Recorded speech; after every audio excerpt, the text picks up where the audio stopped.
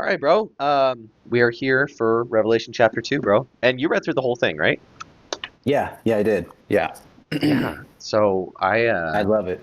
yeah, I need to So packed. I guess I need to hear sort of your overall thoughts first now that you've read through the whole thing. We spoke on Revelation chapter 1, but hmm but that was before you sort of flew through it then, huh? Yeah, well, yeah, I just read the whole thing, and man, there's just so much. There's so much to talk about without like. Okay, so the number one thing that I can say that really stuck out to me has to be the prostitute. Hmm. Yeah, Yeah. that stuck out to me big Well, time. yeah, you've mentioned it multiple times since then. So like Mhm. what about it? What about that part of the book and So that those chapters really stuck out to you? yeah, so the idea, as far insofar as I see it, right, the idea of like the great prostitute, it's like the spirit behind what we all feel towards these beautiful women, right? That Okay. lure that they have, that their milk or their how does it go? Their lips drip like Mhm. honey, and Mhm. Yeah. something like that. Mhm. And so I mean, it says like that's what she was just adorned with gold and jewels and holding in her hand a golden cup full of abominations and the impurity of her sexual immorality. Uh-huh. And so it just when I was reading it, I was just it just made total sense to me that there's like this spirit of like this prostitute, right? Mhm. And like that like has a hold over men and and and in that right, and so it's chapter 17. So in chapter 17, Yeah. let me look for it. It says, and the dwellers on earth whose names have not been written in the book of life from the foundation of the world will marvel to see the beast, because it was and is not and is to come. Yeah. And what that says to me, how that speaks to me, obviously in the book of Revelations they call God to be what was, what is, and is to come. Mhm. How they say here is it right Yeah. again, it was, is not, and is to come. So it's just everything that actually isn't true, right? So Sure. like we think back in our past and we think like, okay, my past forms me and all this stuff, but really like our past is either just like memories Mm. or like something like, you say if people are depressed, they're just thinking about the past, right? But if they're anxious, they're just thinking about the future, but they're never actually really present.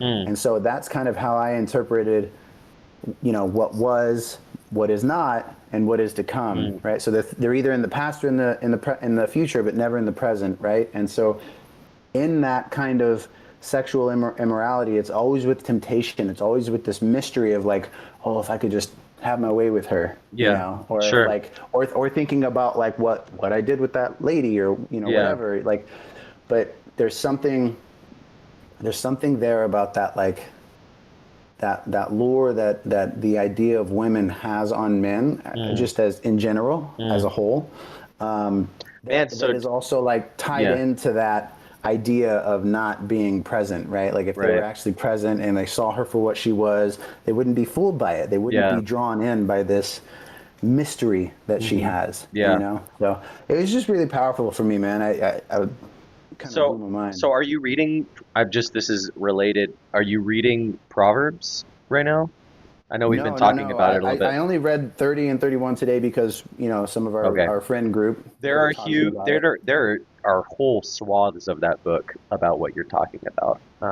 Is there? See, Yeah, I got to get into so it. I got to get into Actually, yeah. so I read yesterday in the book that North Point Hmm. gave.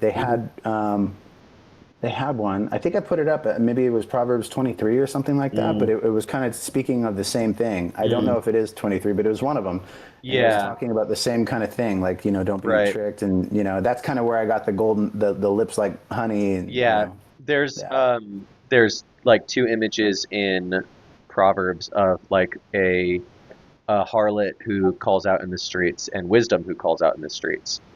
Like Lady Wisdom is how some scholars call it because like wisdom is presented with a feminine language in that. So like the difference between a harlot or uh, um, Lady Wisdom. In the in Revelation, you have the bride. Well, actually, it's not actually in Revelation. It's in the prophets of old that they established this image of the bride versus the prostitute, or the bride versus the adulteress.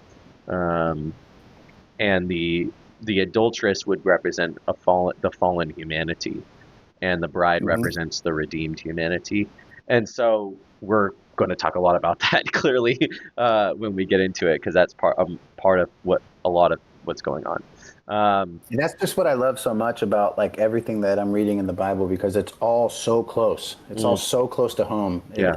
It's nothing. It doesn't. None of it seems ephemeral. Hmm. Like obviously we're talking about Revelations, and like there's tons of symbology and Yeah. like numeral. Like there's numbers in here that you have to like Yeah. break down, and there's annotations, and like I get that. I get it. But Yeah. when you really break it down to like what it represents, Yeah. it's always like really close to what it means to Personal. be a human. It's Yeah. personal. That's exactly it. It's just so personal. Yeah, And so that's, we yeah, we that's why I truly love do it. believe part of what makes it what confirms it as the word of God is that it's like every layer of reality is imbued with like the same or similar message, essentially, Mhm. and so that's why we sort of use the Bible presents itself as like unveiling to you the the way that reality works on every level, the personal, the societal, the microbial. You know what I mean? Like Yeah, right, like right. like every single level is it's revealing sort of the pattern of reality. And so and that's what we've said fractal before, Hmm. like the further Yeah, you zoom in, like you see the same patterns, right? And the further you zoom out, it's repeating see the patterns, same thing. That's yeah. right. And That's so right. it's telling you like everything works on these fundamental core levels, like or or in these core ways, so like the prostitute can be in Revelation, a symbolic image of describing Babylon or Rome or whatever, but it can also be, that could be of, we're talking about these historical empires, which can also be America, which can also be my life when it's wayward, my own personal life That's when it's right. wayward. You know what I mean? Like, and Exactly. like Exactly. it's all the same, working out of the same sort of stuff, Hmm. on every level. So, do you want to get into chapter 2 then? Let's do it. It's Yeah. kind of And like, ironic that we're doing this at the same time that North Point is going through all of this too. So pretty cool. yeah, right. Yeah. Maybe it isn't ironic. Yeah. Maybe It's maybe it was ordained. meant to be. Yeah. It's ordained. Right, right, What right. were you gonna say? Well, I'm excited to get into it. This is what I was going to say. I'm excited to get into it this week because when we last did our last recording, I was sick, Mm. and I felt like I was just trying to keep up. Like I was cloudy. I didn't feel very Gotcha. clear headed. So That's all I'm right. excited to get into it now. Yeah. Well, so in the last chapter, Jesus reveals himself to John as Hmm. in this image of, again, the way that John describes it, he's pulling together all of these distinct descriptions of God's revelation of the Old Testament. Like when a prophet has a vision of God in the Old Testament, it has these similar descriptions. The key part of the description is the pure light that emanates from God's identity, right? That God, as John says in the letter, in his first letter, First John, he says God is light, and in him Hmm. there's no darkness. And so when you have him writing that letter, you know, again, it makes sense that he's describing the vision of Jesus, the resurrected Jesus, as being like the sun shining in full brightness, or like noonday sun, right? And then he says, "I saw him, and I fell at his feet as though dead." Right? And I've used this example in the deep end, like if you try to look at the sun, you're going to destroy your eyeballs and like parts of your brain. You know what I mean? Like that's how, and the sun is a good thing and the sun is life-giving, but like a direct encounter with the sun is destruction, right? And so that is how the Old Testament in particular presents like people who encounter God is there so Yeah, is I they could totally imagine if God presented himself in front of me right now, I would have no choice but to fall down at his feet and right, like Right. and just like, oh my God, I'm right Yeah, here. God's exactly. right here. Yeah. Yeah. But even still, like, it's only the way that it's presented is it is only because of God's identity being revealed through the Son, the person who can reveal God. Like, the idea is people are shocked in the Old Testament when God reveals Himself and they aren't dead. You know what I mean? Like, and they Mm. don't instantly die. And the idea is God is so glorious and I am but dust. You know what I mean? I can't withstand, hailstones. I can't withstand staying on top of a mountain for too long. I can't withstand looking Hmm. at the sun for too long. You know what I mean? Like Yeah. I'm a fragile thing. So if I Hmm. am in contact with the infinite, it's just like I'm nothing compared to the infinite. And so when that's what's so beautiful and encouraging that it says when I saw him I fell at his feet as though dead. So he knows he's seeing God and he assumes like I can't stand in the presence of God. And then he says he laid his right hand. It's the hand of favor. Like Jesus, Jesus is like, yes, I am this glorious infinite being. I am infinite being. But fear not. I died. Mm. I purchased you. I've created you. You know what I mean? Like I love you, Hmm. and I just love that. You know what I mean? So, and he says, I have the keys of death and Hades. So this is the victorious Jesus. This is the Jesus of post resurrection. When you're reading the Gospels, Matthew, Mark, Luke, and John, and you get to the end of the book, that's the Jesus. When you get to the end of the Gospels, the Jesus that is seen at the end of those Gospels is the Jesus that is revealing himself here now. Um, does Sash on his chest. Yeah, the Sasher. Yeah, yeah, you caught that. Yeah, Work from is done. yeah from the Sunday sermon. Hmm. I love when it says he has the keys of death and Hades too, because the idea is literally it's kind of what we were talking about in the typology of them infiltrating Jerusalem through the underground system.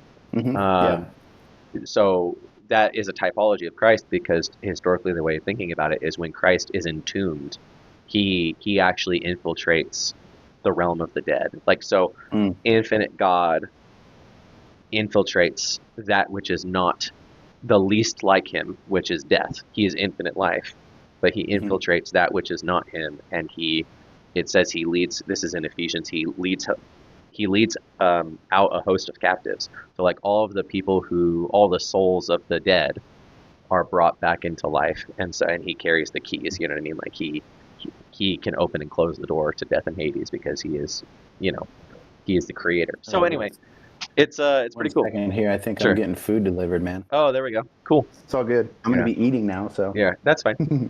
Um, so Mm. when we're talking through the next chapter, now that same Jesus, the resurrected Christ, is giving letters directly.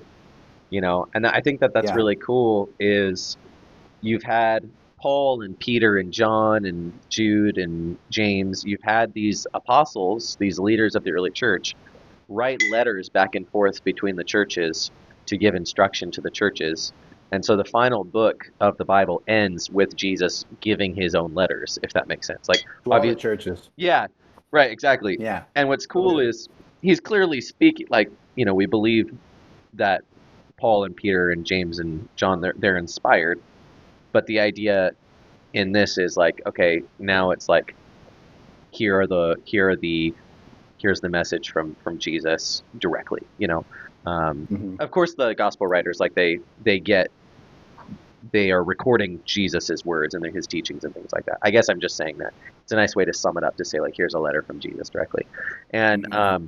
something I want to note is and I don't like ragging on I don't like ragging on people too much, but I just want to note that these letters that we're reading right now are red.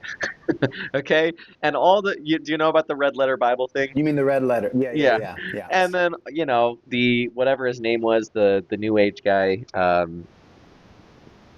that you were listening to, Oh, Aaron Abke. Aaron Ackey. Yeah, he's like, oh, I just follow the red letters. I'm like,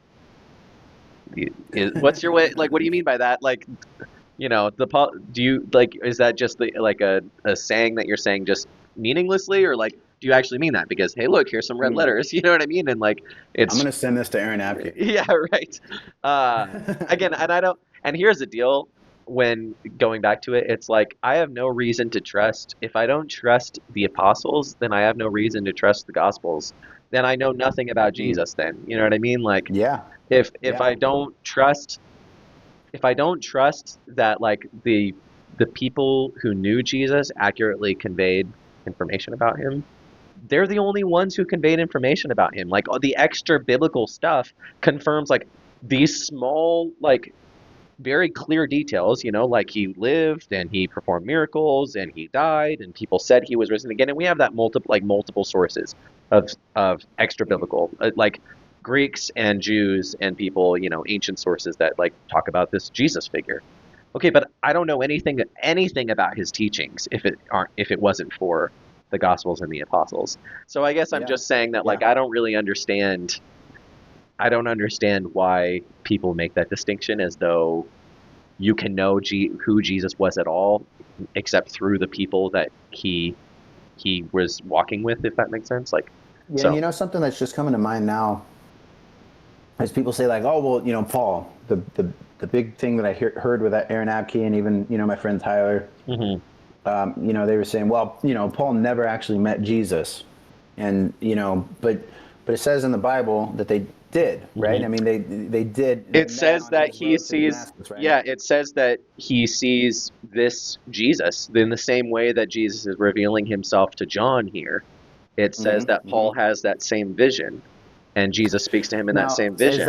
am I correct to say that? So he saw him post resurrection, Right, right. right? Yeah, and post ascension. Isn't that how we all come to know him? Yes.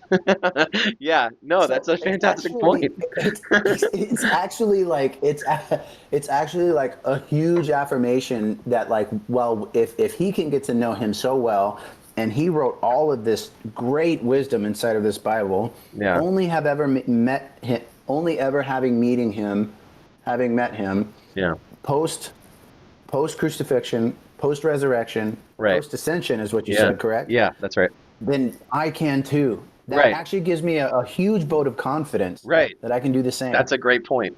Yeah. And again, it's There you like go. the thing is like the mark of it about like the validity of Paul is simply like the everyone backs him up. So I don't again it just is like confused like the person who's writing this, John, who was one of the 12, who did walk with Jesus throughout all of his years of ministry, was there at the Hmm. cross, was there at the resurrection. Like the person who's writing this was there for everything. Hmm. You know what I mean? And so it's like Yeah. these people, they all back each other up. You know what I mean? So I don't really, Yeah. So yeah, you I know? guess I agree with you there. Where I'm just like, okay, well, but what's the point there? Yeah, And yeah, I don't know. I mean, I guess their point is that Paul is like conflicting and telling a different but he's not. story, It's right? But like he's that. not. He's really not. No one has never like. Again, like it's going to be good when we read the church fathers because you're reading like again Mm. the people who knew the apostles, and they're quoting the gospels, and they're quoting Paul, and they're quoting Peter, and they're quoting John, and like they're all like they've always like seen these as being like the writings and teachings of Jesus and as conveyed through the apostles. So Hmm. so I don't Hmm. it's never like that happened where like there was a subgroup that emerged that was like, "Oh yeah, we're the Pauline people." You know what I mean? Like we're the people who Right. like Paul, you know what I mean? And like we're different than the people who like James. Like that never happened. I don't know where he gets Yeah. that. Anyway, we that's I beside the don't know. point. That's beside the point. Um okay, so he's writing. Okay, and but this does speak to what I was going to say. So to the angel of the church in Ephesus. Right. Okay, so they're writing to the Ephesian church, and this goes to the Paul thing. So Jesus, via John, is delivering a letter to the same church that Paul writes a letter to in Ephesians. So Hmm. the church of Ephesus is getting instruction from Jesus via John and from Paul. So you see what I'm saying? Like it's Yeah. why are we saying that these are at odds with each other when like the same church is receiving teaching from both, the authoritative teaching from both? You see what I'm saying? Well, to me, the only answer would be ignorance at some level. Like there must be some kind of ignorance of like how it reads, and like if they're saying that like, well, he just doesn't, he didn't really know him and he's teaching a different message. It's like, well, But then that kind of falls apart too, because Aaron Abke, I mean, he studied the Bible all his life, just like you did. And so it So is he interesting. says. So he says. Yeah, right? So he says, right? Yeah. Well, that's where I was like, okay, so he knocks Leviticus. I texted you this. Hmm. He knocks Leviticus, but he's like, oh, I'm all about James, the brother of Jesus, but James quotes Leviticus. So I don't really get. Right, I right, don't. right. Again, I don't like. It's one of these incoherent things that I don't. I guess my main point was like, okay, John is writing. Jesus is giving a message to Ephesus via John, and John was like one of the main bishops or leaders in the Ephesian church, and they also are receiving this letter from Paul as Hmm. instruction. You see what I'm saying? So it's like Yeah. everyone who was like John is our leader was like also Paul is our leader because we're getting this letter from him. You know what I mean? So it's like Right, right. anyway, I don't know. yeah. So let's just go and read this. So Revelation chapter 2, starting verse 1. Since you're eating, I guess I could read it. I do apologize to anybody who's watching. My wife made ribs. I can't tell her Yeah, no. yeah, I'm not no, going no, to eat no. cold ribs. It's cool. It's cool, I'm going bro. to mute myself while you read, and if I Mhm. need to say anything, I'll unmute myself. I'll just read the letter to Ephesus and then we can talk about it. So, to the angel of the church in Ephesus, write, the words of him who hold the seven stars in his right hand, who walks among the seven golden lampstands. So this is Jesus' self-description of himself according to the vision that he was granting to John. And then he says, I know your works, your toil, and your patient endurance, and how you cannot bear with those who are evil, but have tested those who call themselves apostles and are not, and found them to be false. I know you are enduring patiently and bearing up for my name's sake, and you have not grown weary. But I have this against you, that you have abandoned the love that you had at first. Remember, therefore, from where you have fallen, repent and do the works you did at first. If not, I will come to you and remove your lampstand from its place, unless you repent. Yet this you have, you hate the work of the Nicolaitans, which I also hate. He who has an ear, let him hear what the Spirit says to the churches. To the one who conquers, I will grant to eat of the tree of life, which is in the paradise of God. Okay, so that's the Ephesus letter. I can keep going unless you have something from that. The letters, they kind of work in tandem because like he brought up the Nicolaitans there, but I do have something. okay, go ahead. Apologies. Mhm. I got the ribs out of the way. I tried to You're do the good. nastiest thing. I No, apologize. Okay, that's all right. so I would like to talk about, there's kind of a trigger word here, Okay. the works. Hmm. The works. I know a lot of people say you can't get saved by works and all this stuff. Yeah. But it's interesting. He says, I have this against you, that you have abandoned the love you had at first. Remember, therefore, from you have fallen. Repent and do the works you did at first. That's what he had against him.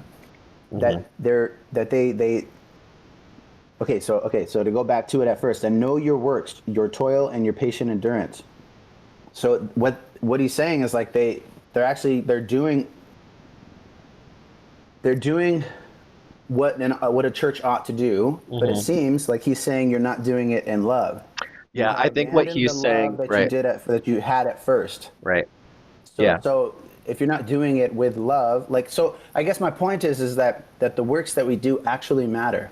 Hmm. And Yeah. a lot of people like to say, well, salvation isn't by works. But I guess I'm just pointing this out to throw in the bone that, like, well, it plays some, it matters at some level. Yeah. So you have to hold um,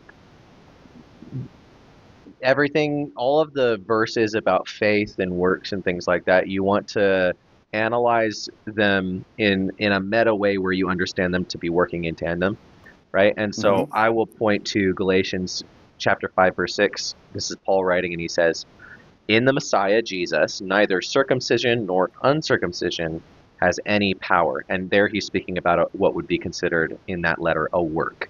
So a work being a physical thing, that a physical act that you perform, that like for some people that you're thinking that this is confirming them as being part of the Messiah or part of the kingdom of God, is whether or not they have cut the foreskin from their genitals. Okay, right. And so his main point is, he in the whole book he says, I wish you would if you're going to go that route, you should just castrate yourself. And he's being crazy.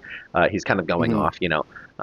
It's a great letter, but his whole point is, no, it is by faith that Abraham was saved. It was by faith that we are saved in Messiah. And so what he says, neither circumcision nor uncircumcision has any power. What matters is faith working through love, is what he says. See, there you go. Yeah. Well, that's exactly what he's talking about right here. Yeah. So You've lost the love that you had at first. so So when that's he the word so that he's calling them back to, is love. right, and so I think what he's saying, is he's saying you have a good ear to, or a good ear of discernment, to where you have tested those who call themselves apostles and have found them to be false. Okay, so this Hmm. idea of an intellectual or a theological, I commend you for how you are discerning the word of truth versus the word of lies. You are able to recognize wolves in sheep's clothing, Hmm. but you do so without your first love, the love that you had at first, right?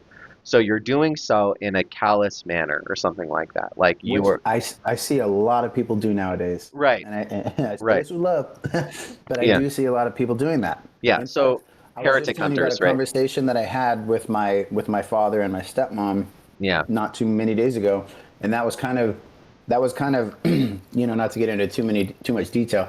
That was kind of what was Mm, being said. mm, Like they were saying, well, these people aren't Christian, and this isn't that because of X, Y, and Z. And I go, mm. well, they think they are, and they What were I they do them referring harm. to? Catholics. Okay, gotcha. Yeah, Yeah, I see. yeah.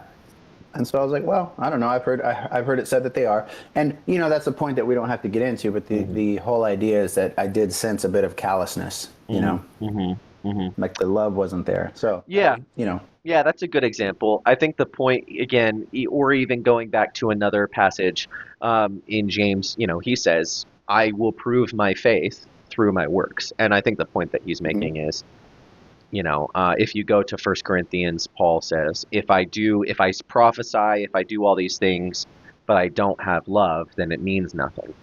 And so that's First Yeah. Corinthians Or 13. I guess what I'm saying is, if you profess the love Hmm. but have no works, I guess you could. It's a synonym for fruit, right? Yeah. You There's could call a, fruits love, like you yeah, call works fruit. And so, like, we're, yeah. if they proclaim that they believe in Christ, but then that, like, there's nothing that they do that's really quite loving. The distinction, well, go to verse 2. He says, I know your works, your toil and patient endurance. And he's, again, commending them for those works.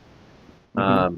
There's a specific thing, and I guess we have to define what we mean by works when we're saying you aren't saved.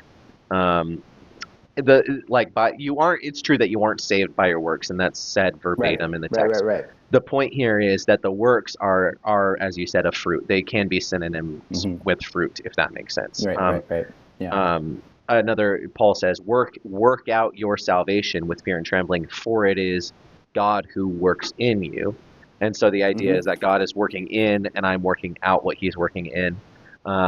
So anyway, Yeah, so we agree on the fact that, like, yeah, faith comes first and it's primary, yeah, and only through that and through love can your works, yeah. matter and actually really mean something, right? Like, There's a early church father writing that says, it's called the Shepherd of Hermas, and we'll read it as part of our stuff. But it calls faith the mother, and works the daughter, if that mm, makes sense. So like I faith, like that. yeah, faith is the thing that gives birth to all of The works. the virtues. Yeah, exactly. Yeah, yeah, yeah. Okay, Um, yeah, that and makes sense. so, and I mean, it's very straightforward and simple. I mean, the Bible, the Bible acts like it is a revelation, because it is, in a sense, a revelation, because most people act and live with the assumption that, like, if they do good, then they'll be approved. But Hmm. the Hmm. point of the Bible is you are approved. Walk in God's approval of you in Christ Yeah. Jesus.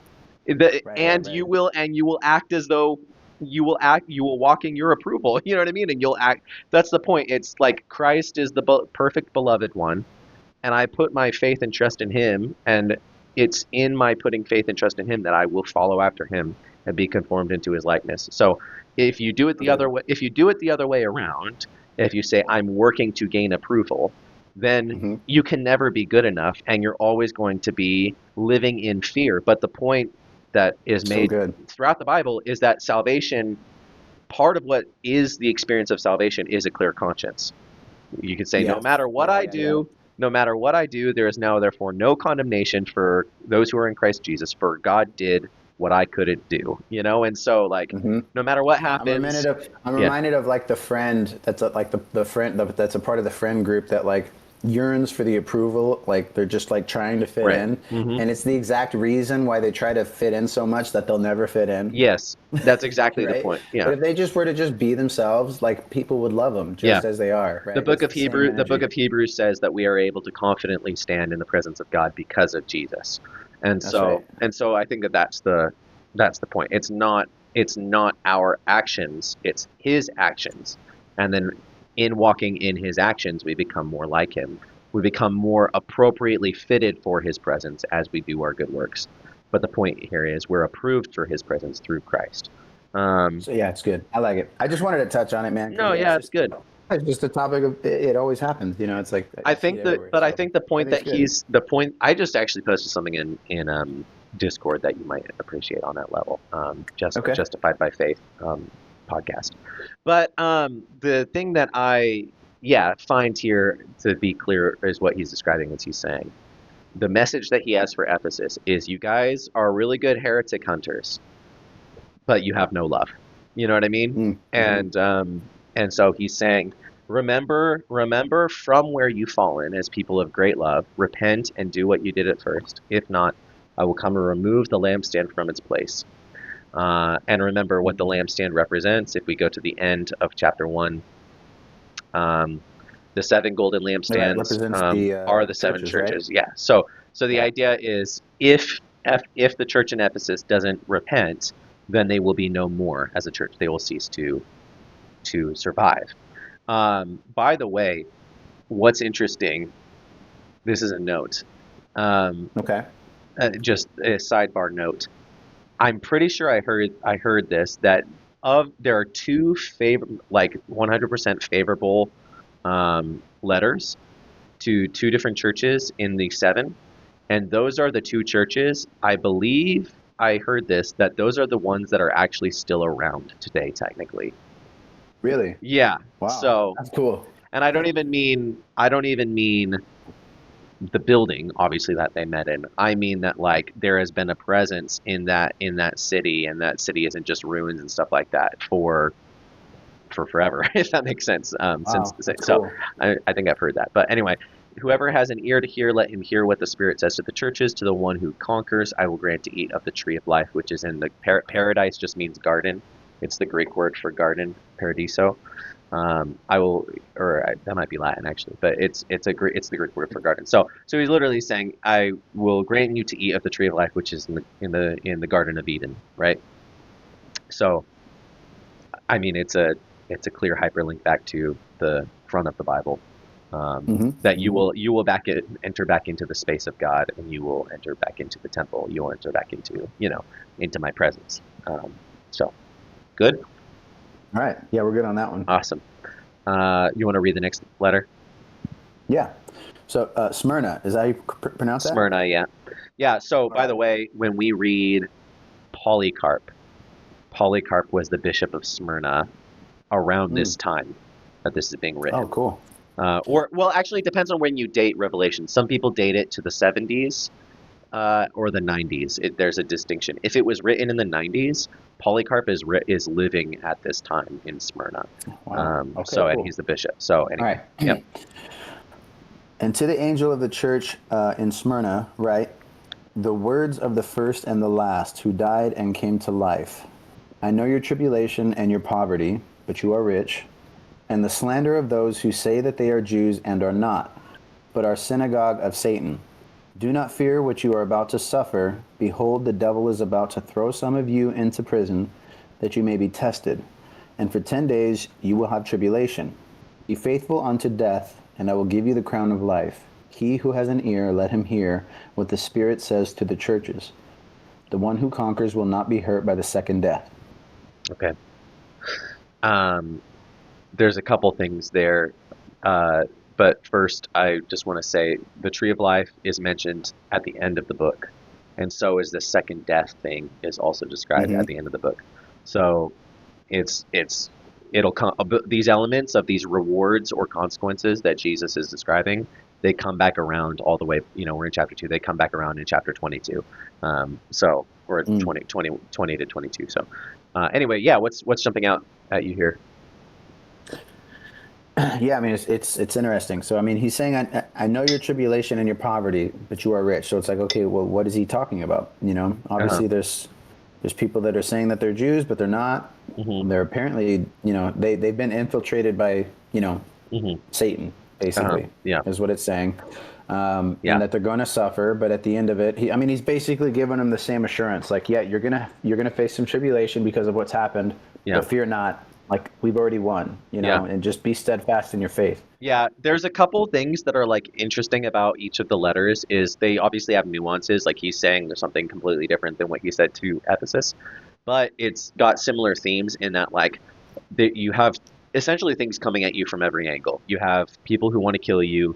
You have people who are trying to take advantage of you. You know what I mean? Like you have Mm-hmm. teachers who are coming and trying to gain power for themselves. In this newfound community that is developing, right? And in the last case, it was the Nicolaitans, whoever those are, which we'll get into what that's about, um, or the apostles that say that they're apostles but they're not, right? And in this case, he's Mm-hmm. saying those who say that are Jews but are not, right?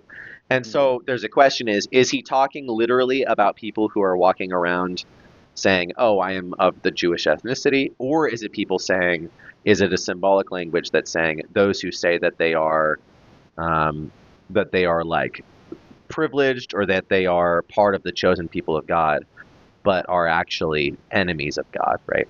As he says, the synagogue Yes. of Satan, right? And I think he's referring to certain Pharisaic, um, if some like you could say remnants of the Pharisees or certain rabbinic teachers, simply because he calls the Pharisees the sons of Satan, right? And so it's similar language here. They are the synagogue of Satan. Synagogue means meeting place. Um, Okay. yeah, so they are like the meeting place of Satan. We'll get into synagogues in the deep end once we get to the New Testament era, but it's essentially the early version of the church. The place where people come to meet. And so he's saying like these people are acting a certain way. Um, but they are actually a synagogue of Satan. And so he's saying they're going to persecute you is I think the main thing. He says, do not be afraid of what you're about to suffer. The devil is about to throw you in prison. You're going to be tested. So yeah, I don't know sort of out of that what you think is important or not. Well, it's Or interesting. Okay, we got 10 days of tribulation. mhm. I mean, we know that, like, 10 days in the Bible could, or 10 days to God could mean completely different Mm, something, sure. it doesn't have to be 10 days. So, Yeah. Okay. So I there's get a that. question there is like, is it he's literally talking about, Hmm. like Tuesday to Right. to Right. another, Tuesday to next yeah, Thursday or next Friday exactly, or yeah, whatever it is, exactly, it's like, yeah, could mean something completely different. right, exactly. And that's again the main theme. One of the main themes of Revelation is again there's enemies on all sides. That's one of Hmm. the main points of Revelation is there's enemies on all sides, but endure.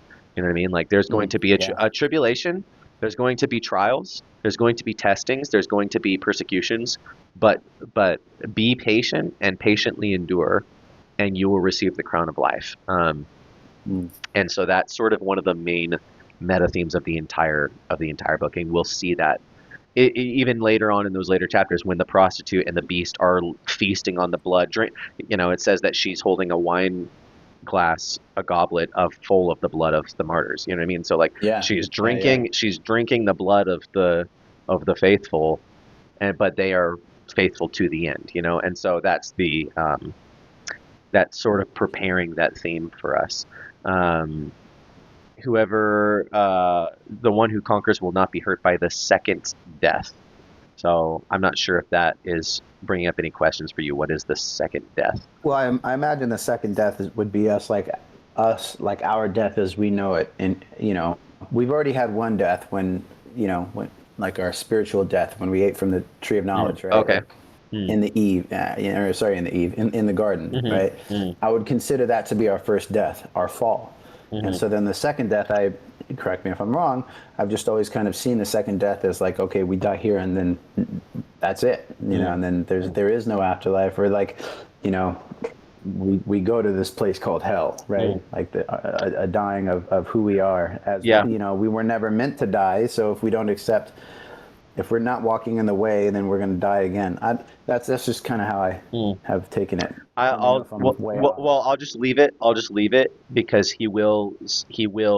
I'll just say that there's a verse later on that says this is the second death. You know what I mean? Toward the end of the book. Okay. So we'll Perhaps I am no. not You remembering I it, no. or It's maybe I good. It's glossed good. over it. It's good that you are thinking. I think is the main point. And we'll get into it's good to pontificate and speculate, and then we'll sort of Cool. see Sounds where good. it leads to. Okay.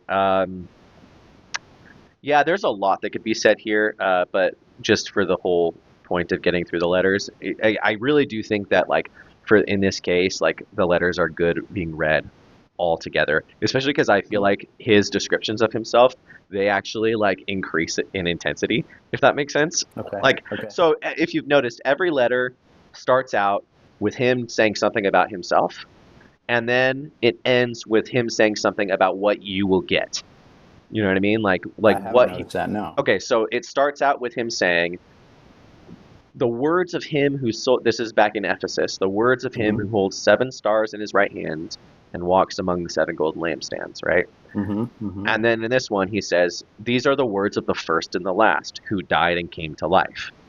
Right, and the first one Right. ended with it saying, "I will grant you to eat of the tree of life, which is in the paradise of God." And then the second one says, "The one who conquers will not be hurt by the second death. I will give you the crown of Mm. life."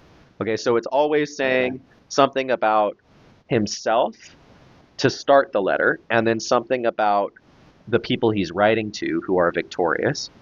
Why do you think that is? Because I mean, the main point of these letters is his identity and your identity in him, if that makes sense. So Mm. like Okay. the in going through his testing when he says take up your cross and follow me, so live in the suffering and endure the suffering in the way that he endured the suffering, you will be made like him. And so the thing is, when he says, "I will grant you to eat of the tree of life, which is in the paradise of God," you can imagine that that is like what he's earned or what he deserves. But like that is going to be granted to you. The same thing, like it says, "I died and I came to life," and then he says, "If you are faithful unto death, I will give you the crown of life, and you will not be hurt by the second death." So it's like the thing that is his identity is being granted to them through the trial, Mm-hmm. through the tribulation. Okay. You see what I'm saying? Yeah. Okay. Yeah. Um, Yeah. so if it's Paul when he says, I have been crucified with Christ, you know what I mean? Like if I undergo his death, I will be raised with him. And so he's saying something about himself, and then he's saying how you are going to be like him. You are going to be made like him or granted his reward, his Mm-hmm. victory, if that makes sense. His Okay. victory that you are now living in. So if you go to verse 12, you can read it if you want. Yeah. Yeah. Let me get the next page ready so I can. Okay. Mhm. And to the church in Pergamum. Okay. And to the angel of the church in Pergamum, write the words of him who has the sharp two-edged sword. I know where you dwell, where Satan's throne is, yet you hold fast my name. And you did not deny my faith, even in the days of Antipas, my faithful witness, who was killed among you, where Satan dwells. But I have a few things against you. You have some there who hold the teachings of Balaam, who taught Balak to put a stumbling block before the sons of Israel, so that they may eat, so that they might eat food sacrificed to idols and practice sexual immorality. So also you have some who hold the teaching of Nicolaitans. Is Yeah. that right? And I've Nicolaitans. heard the word before. Hmm. Therefore repent. If not, I will come to you soon and war against them with the sword of my mouth. He who has an ear, let him hear what the Spirit says to the churches.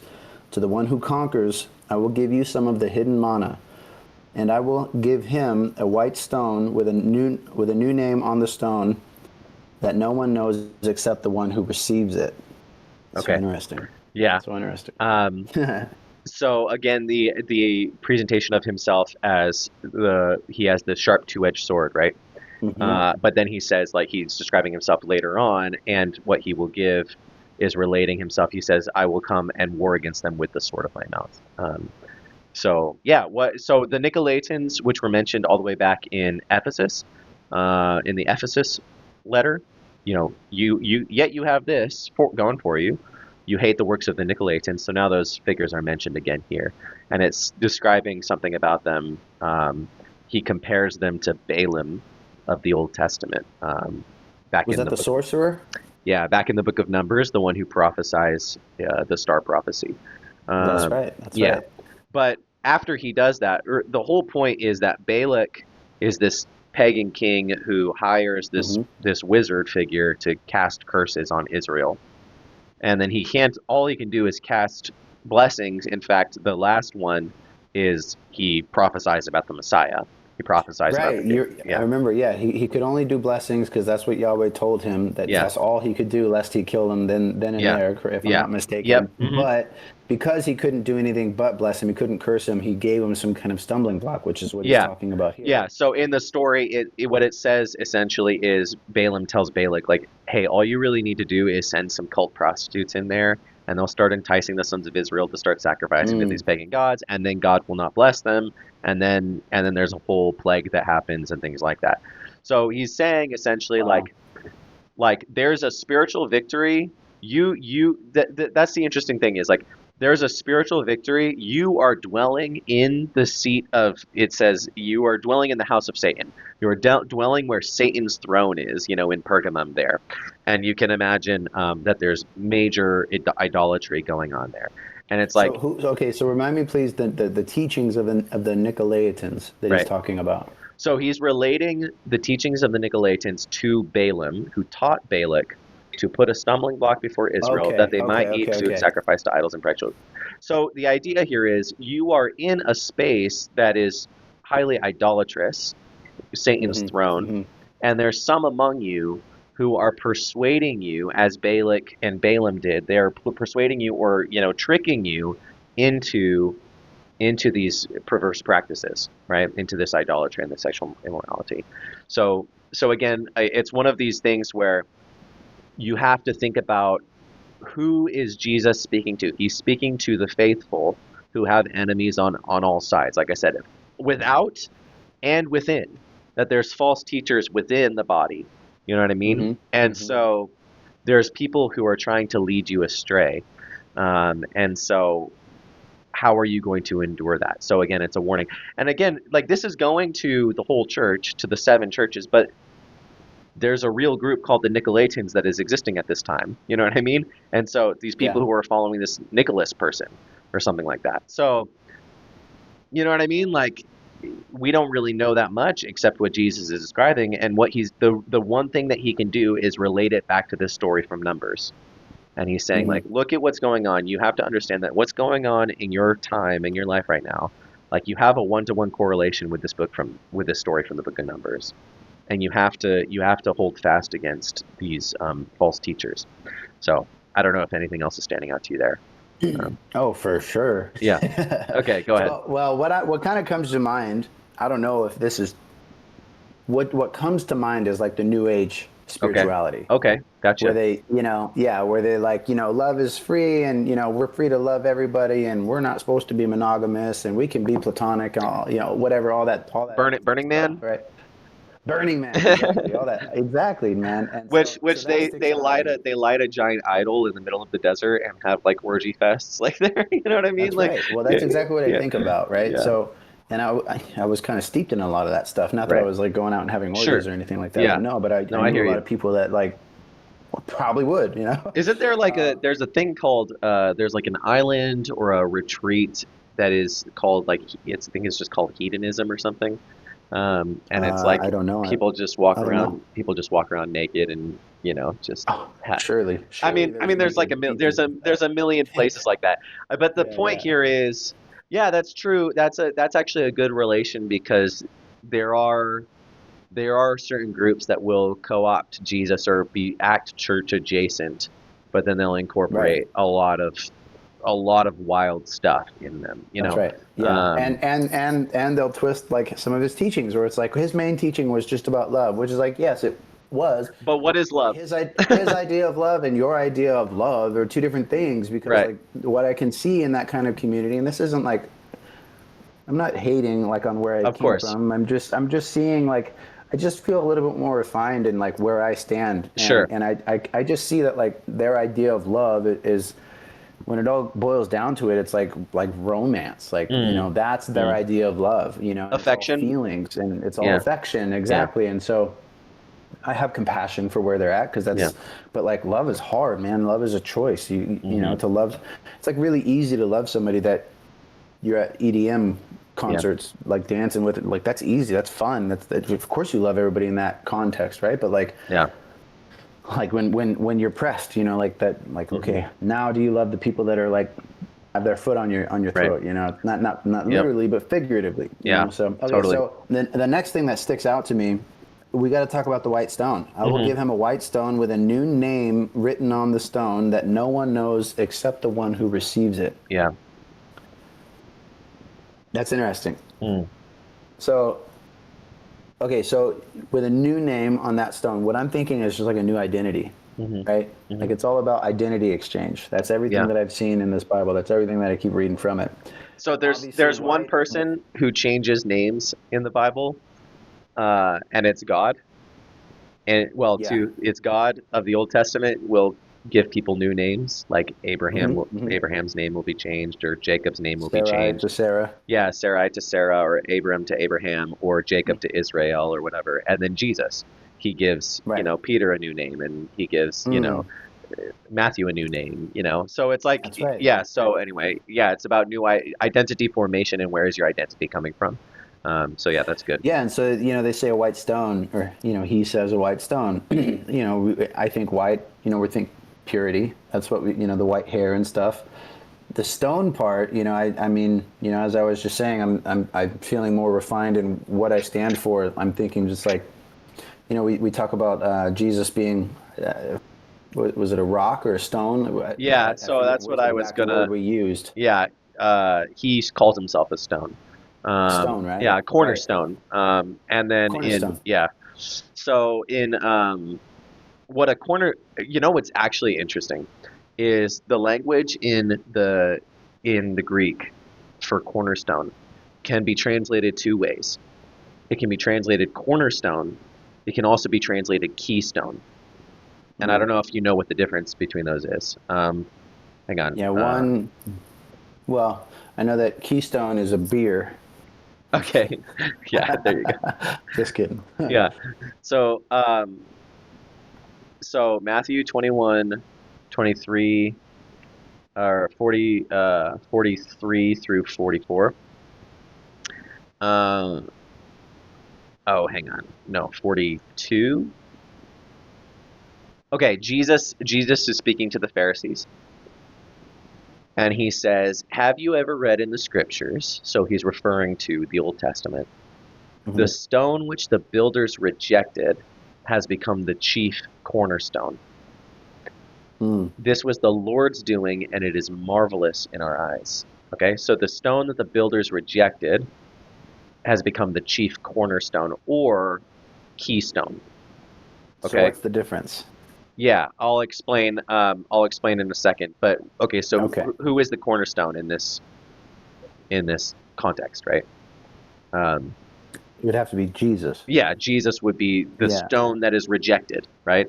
So you Hmm. can imagine Yeah. the people of Israel are they're building a house, they're building a building, and the cornerstone or the keystone is that is rejected, or the stone that is rejected is actually the one that is installed as the chief, okay, or the main Mm. thing, right? And that it was Yahweh's doing. And this is again an Old Testament prophecy that he's referring to. But then he takes that Old Testament prophecy and he's repeating it to them, and he says, "Therefore I say to you, the kingdom of God will be taken from you. He's speaking to the Pharisees, taken from you, and given to a nation bearing the fruits of it. So think about the Nicolaitans, think about the synagogue of Satan, think about those who say that they are apostles but are not, right? Like these things that so he's saying, you are a nation that is not bearing fruit. I'm going to give it to a nation that is bearing fruit. And he says, whoever falls on this stone will be broken. And on whoever it falls will grind him in the will grind him into powder is what it, hang on, let me change the translation. There it is. Yeah, I'm changing the translation. Well, it will crush anyone the New King James says it will crush anyone to powder, but anyone who stumbles over the stone will be broken to pieces, and it will crush anyone it falls on. Okay? And so why is why would you trip over a stone that can also fall on you? And this gets into the difference between a cornerstone and a keystone. Okay? Okay. So what a keystone is, what a cornerstone is a cornerstone is the stone that sets the direction for a building. Okay? Right? So it determines the lowermost and corner. Yeah. Right? It essentially determines the angle of, which direction is the building facing. Is it facing east or west or north or south? Once you place that cornerstone, you start building out from that cornerstone. The whole building is formed by that cornerstone. You see what I'm saying? So that's like a base, right? The keystone is in Roman architecture when you have layers on like two columns in an archway, and then it comes up like this. You see what I'm saying? Like imagine bricks, brick like this, and then it comes up like this. The keystone is the middle stone at the very top, which actually all of the pressure of the entire arch goes in onto that stone, and it actually holds all the stones together. Like, how is it that the stones are like angled, that they should be falling, but they're not? But like there's a stone at the top of the arch that is actually holding the pressure together of the whole. Okay. You see what I'm saying? So keystone and cornerstone can actually be translated either one of those. And he actually is saying that. He says you can either trip on the stone or the stone will actually fall on you. You know what I mean? Wow. Like, isn't that interesting? That's interesting. Okay. So he's that stone. He's saying, I'm the cornerstone and I am the keystone. And in this context, he's saying, I will give you the stone, which is myself. Okay? And on that stone will have a name written on it. And that stone, no one knows except the one who receives it. Now, later on, it's going to say that Jesus and his Father share a name that no one knows. You see what I'm saying? So the idea is what you said about identity. It's about that, and that's what all of this is. It's about that which Christ is, he will give to you if you follow after him. You see what I'm saying? So the things that he is, the glorious victory of Jesus as being presented in the vision of John, it's like John will be transformed into his likeness. You see what I'm saying? So yeah. Does that make sense? Beautiful. Yeah. So I will give you a white stone with a new name, which is his name. Like I will give you myself. You see what I'm saying? Man. Yeah. So good. So I don't know. Are you tracking with that? Like, does that make sense? Yeah. Okay. Yeah, it's just so good, man. I mean, it's beautiful. It's beautiful. There's so many like hyperlinks to just different text where it's all the same verbiage. And then the manna, if not thousands of years apart from each other. No, sure.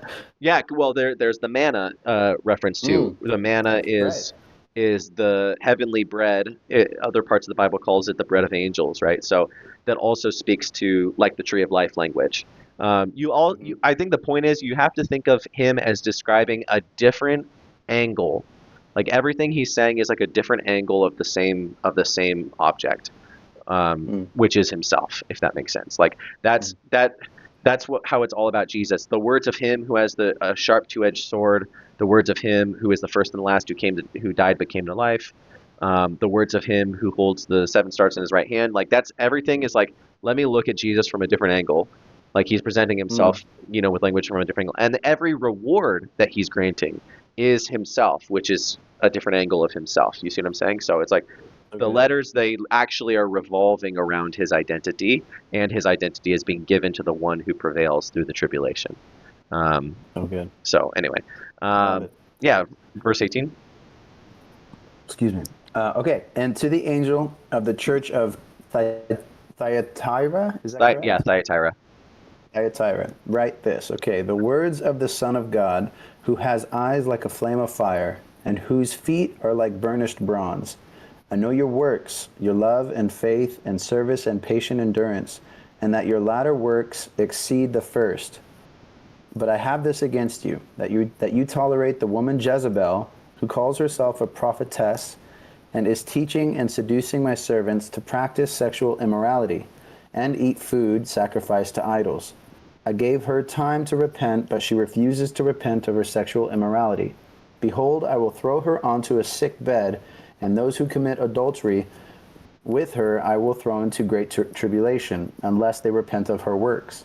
And I will strike her children dead. And all the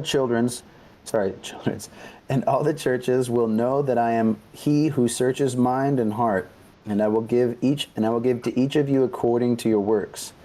But to the rest of you in Thyatira, who do not hold this teaching, who have not learned who have not learned what some call the deep things of Satan, to you I say, I do not lay on you any other burden. Only hold fast that you have until I come. The one who conquers and who keeps my works until the end, to him I will give authority over the nations. And he will rule them with an iron rod, a rod of iron, as when earthen pods are broken in pieces, even as I myself have received authority from my Father. And I will give him in the morning star. He who has an ear, let him hear what the Spirit says to the churches. Cool. That's a lot. Yeah, that is a lot. That's a lot. We're like in our fourth letter, I think. Yeah, Yeah, yeah, yeah, yeah. yeah. Yeah, I mean, so as I'm reading this, I don't know who Jezebel is. Mm. Perhaps we've gone over that, but We haven't yet. I've heard the name before, but I don't know. It doesn't ring Yeah, any in bells. the next Um, 2 or 3 weeks, in like 2 or 3 weeks at the deep end, we'll get to Jezebel. Um, okay, yeah, another Old Testament character, in the same way that Balaam was mentioned and brought up. Now you have I see. Jezebel.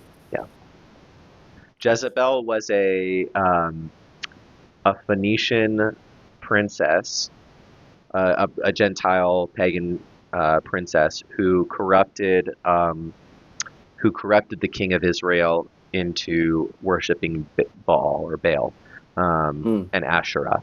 So into worshiping other gods and idolatry. She's one, and she killed a lot of the prophets herself, and she and Elijah being a really important prophet, she and Elijah were like arch enemies. So yeah, okay. yeah.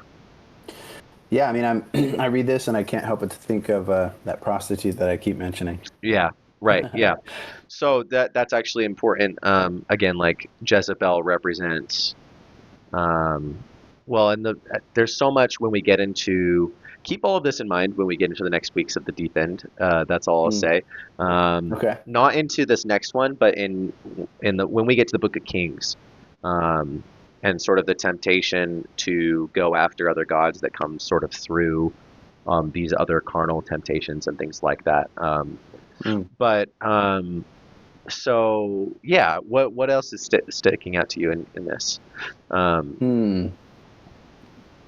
so I want to point out at this time, there's a really good talk that I published on the Discord not too long ago about basically bringing like all the stuff having to do with culturally things that are going on in Thyatira, that this is like speaking about, like completely relevant, all the way down to like, yeah, there's like a Sibylline oracle prophetess who lives in there. So maybe he's referring to the fact that people of the church are going to this like pagan prophet for like signs and wonders, and for like their fortune being read and things like that. Like that's something that they're Mm, doing. mm-hmm. And they're living their lives off these fortunes that are being given by this prophetess. And so he's comparing it to Jezebel of the Old Testament. Like, you're going outside of your relationship with God to like receive good things, or he's speaking Mm. to that. But then he's also again, it's incredible because he's speaking to what we know historically about Thyatira and culturally, all these things having to do with it, and also he's speaking to all of these Old Testament images and characters as well. So you know what I mean? It's that repetitive history that, like, as we said, like everything that goes on in the history of Israel is relevant to the history of this church in Thyatira, and so he's able to like combine these things. Jesus is able to, like, in an inspired way, like say like everything that went on in our history is relating to you now, and this is to everyone to bear witness to this and see my rebuke of this, if that makes sense. So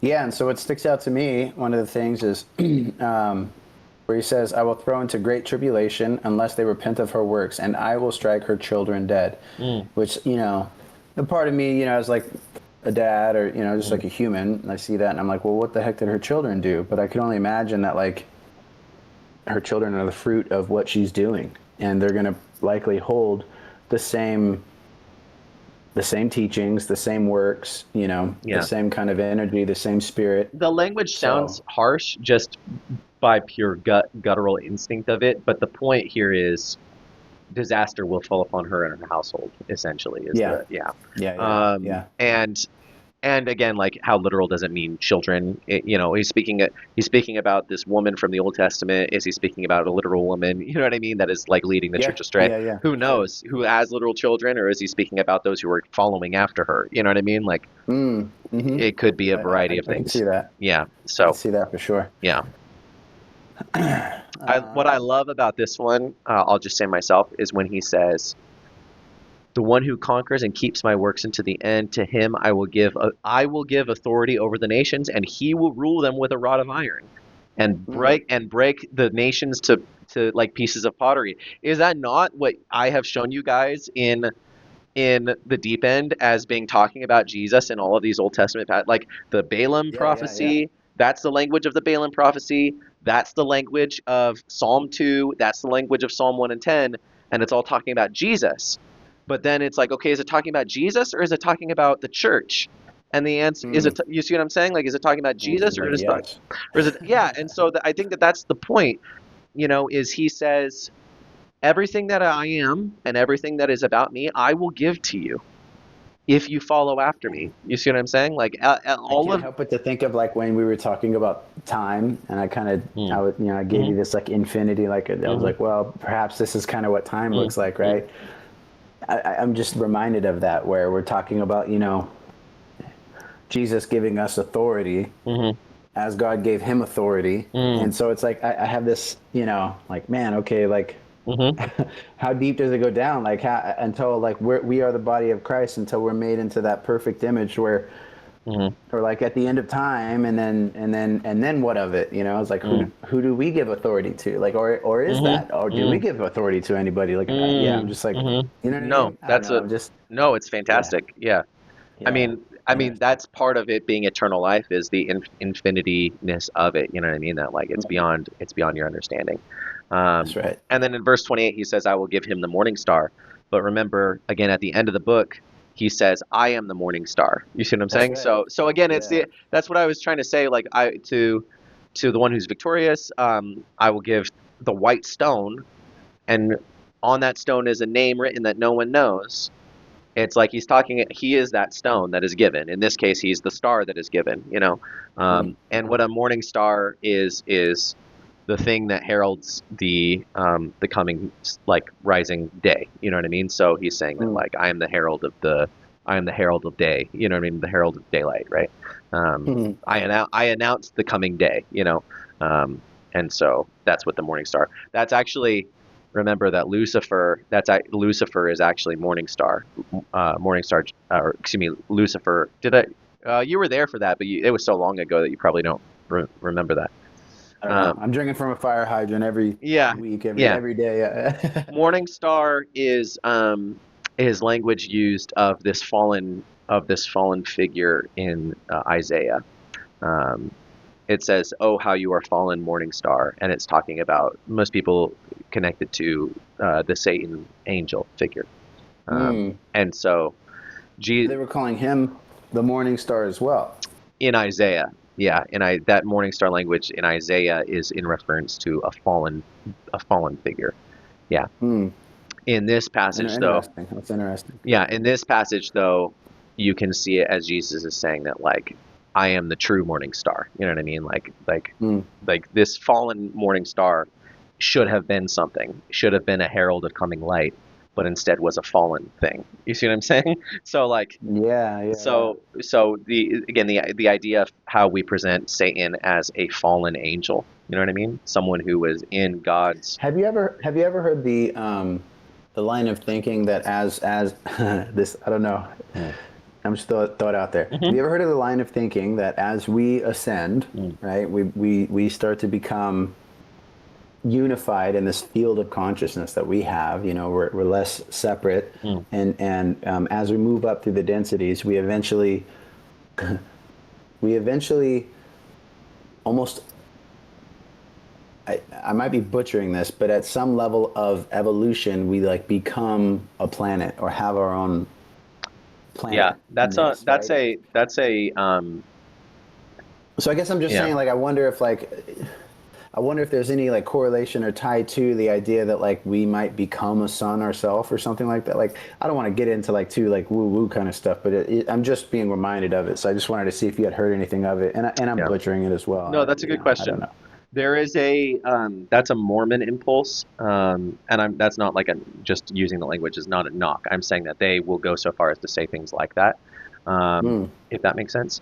Yeah, I've heard it floating around. It's not. I'm not saying it's something that I've Yeah, ever identified with, or sure. but I've heard the ideology somewhere.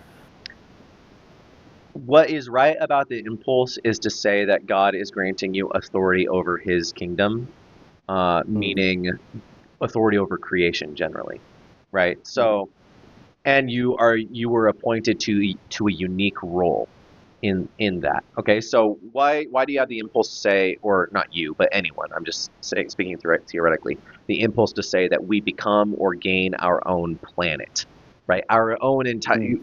Again, they're using like modern astronomic language. It's interesting to use the word planet there, but the idea there is to say we gain our own world, right? That Yeah. we inherit a world. As he says, I will give you authority over the nations, right? Like we inherit an entire world for ourselves, right? What you could say is biblical about that is to say it's the parable of the 10 talents. You know, God has given little in this life, and to those who have done great with it, He will give even more in the Hmm. eternal kingdom. Like that idea of being placed in a position of authority on the basis of your life lived. You know what I mean? That Yeah. you yeah. Yeah. So there's that. When you say planet, it's hard to actually reconcile that with the idea because like okay are you talking about like a space rock, is that what you mean, or do Hmm. you see what I'm Right. saying, Right. like Right. are Right. you Yeah. Yeah. talking about a flaming gas ball in the sky, like is that what you're talking about, like Yeah. it's like it's hard to really understand what people mean by that, if they say something Totally. like that. Yeah. What Yeah. you I think, in can fact, I say. saw it during a podcast one time. There was this show called Midnight Gospel. Have you ever seen it or heard of Mm-mm, it? no. No, it's pretty cool. It's pretty trippy and Uh-huh. psychedelic.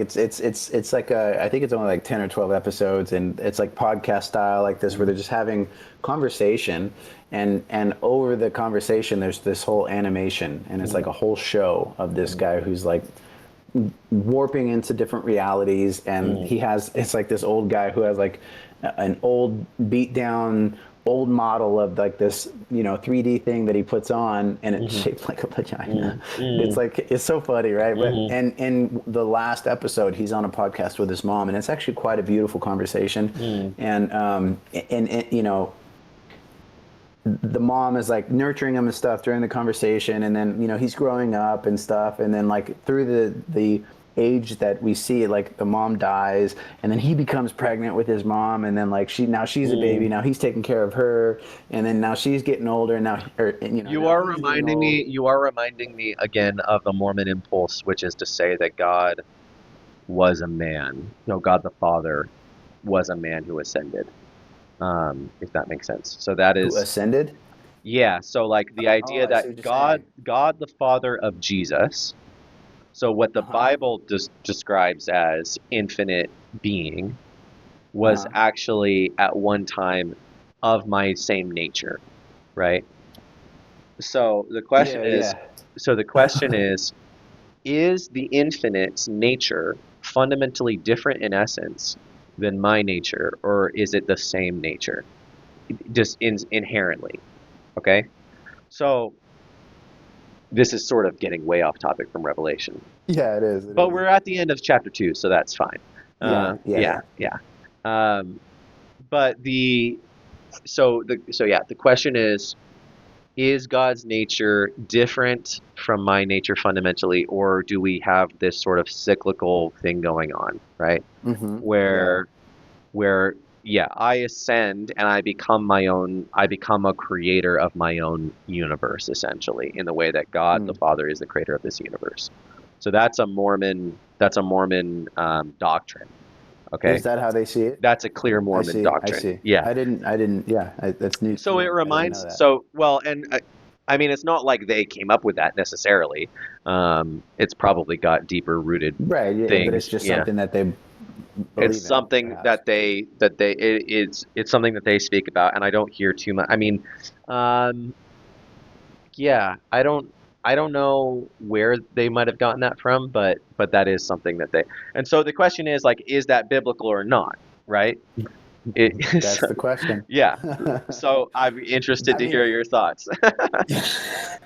I'm not a yeah. I'm not a I mean, Mormon, but I'd love to hear your thoughts. yeah. I mean, the only reason I thought of it was because he says here, "I will give him the morning star." So it's like, okay, that's an interesting way to say that. But then he goes on later on to say that he is the morning star. So I, Mm, I understand it, and that reconciles that pretty well. mm. That.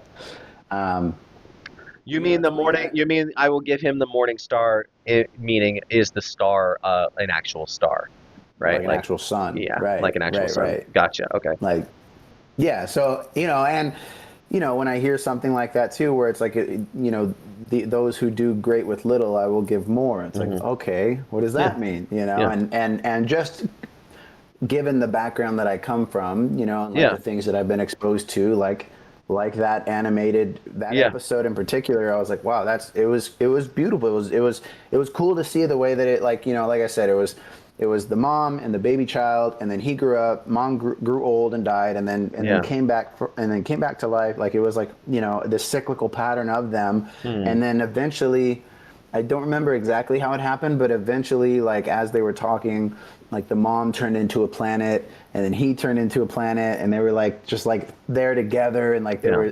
they still had their essence, and they were like talking, they had Hmm. faces and everything, and so it was just cool, and I just took it as art at the time, Yeah. but it just came to mind as we were talking about this, and so I just Yeah. wanted to throw it out there and see There what you. is a I genuinely had no biblical. idea that it was about Yeah. like Mormonism or like Well, I don't know okay, if it but is. I don't know if it is. I'm just saying that there is a connection. There's a relation there. I think mm-hmm, there is a genuinely biblical version of something like this, and that is the fact that God creates human nature, and then God is born into he literally is born into human nature. You see what I'm saying? So like mm-hmm, God's divine nature is born into human nature in the incarnation. Okay, so mm-hmm, mm-hmm. that is the cycle, and the beauty of the incarnation is God gives birth to creation. He Yeah. makes creation, right? He gives life to creation, and then it is through the line of humanity. It's through the human nature that gives birth to the God man, right? To Mm-hmm. gives birth to Mm-hmm. Jesus.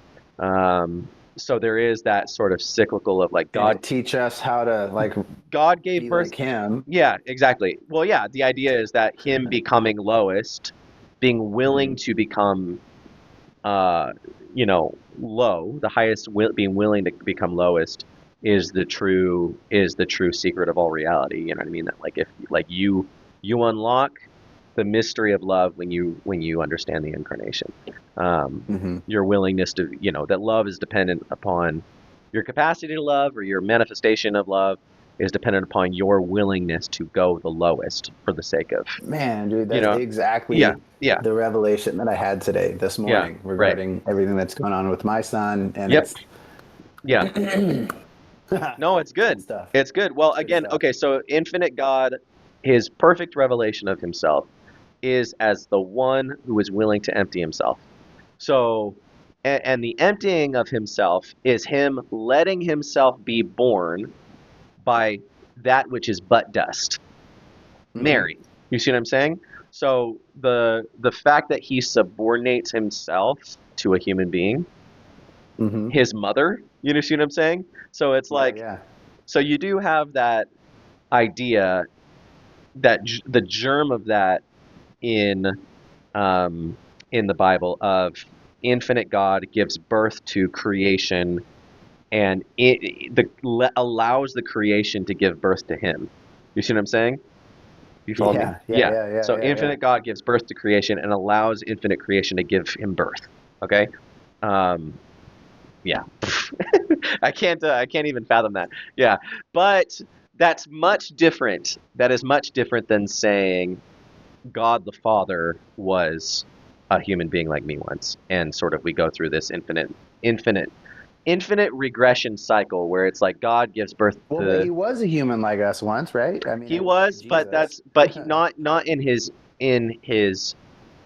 not in his infinite essence, right? So the idea is the infinite essence is a condescension. He doesn't start low and ascend.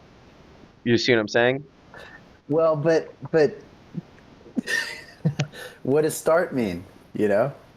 Yeah, I think the idea is that the we have a very definitive creator creature distinction in Sure, Christian sure, doctrine, sure, sure. and that Yeah, is yeah, that things there. Another way is contingent or non-contingent.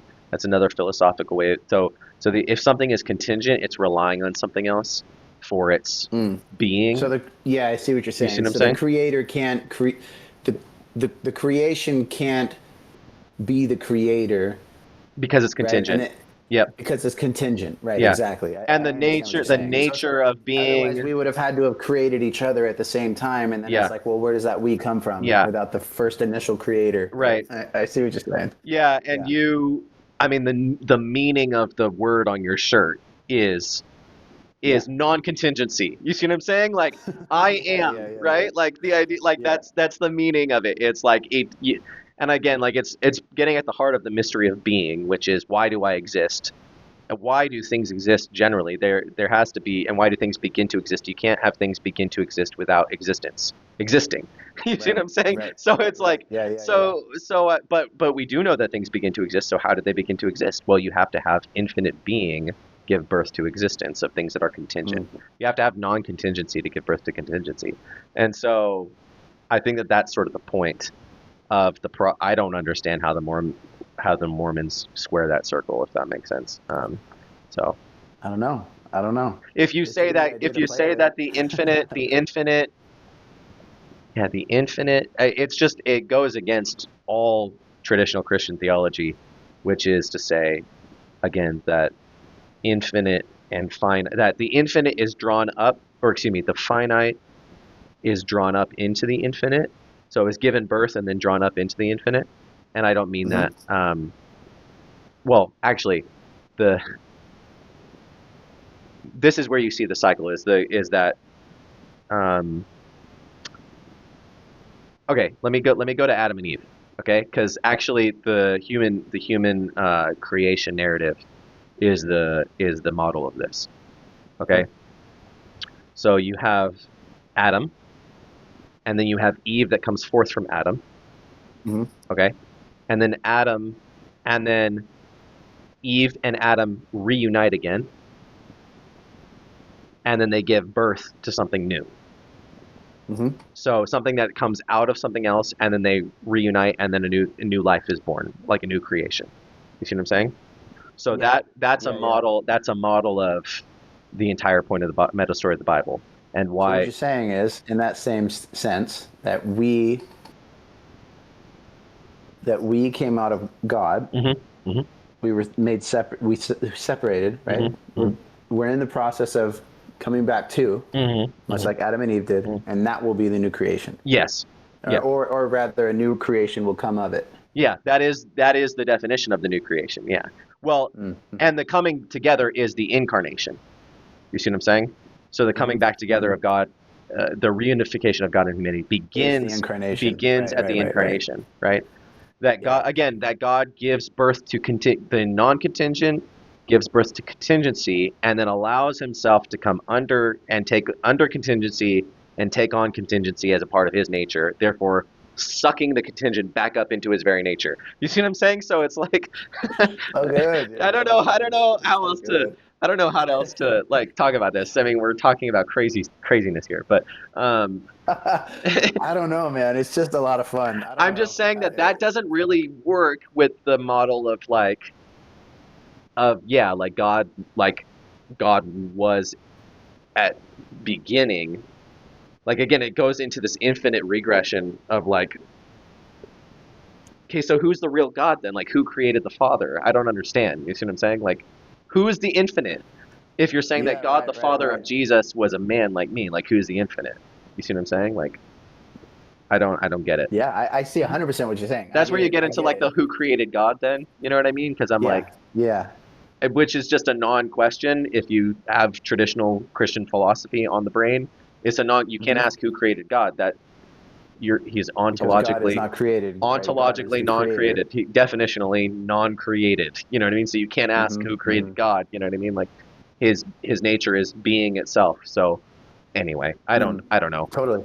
It's No, I hard. appreciate this. I mean, this is just like, I want you to know when I bring things up like this, they're things that I've been exposed to and other people have been exposed to. I'm sure, people are going to be watching this. And so Hmm. I just think that the question could bear some fruit, Hmm.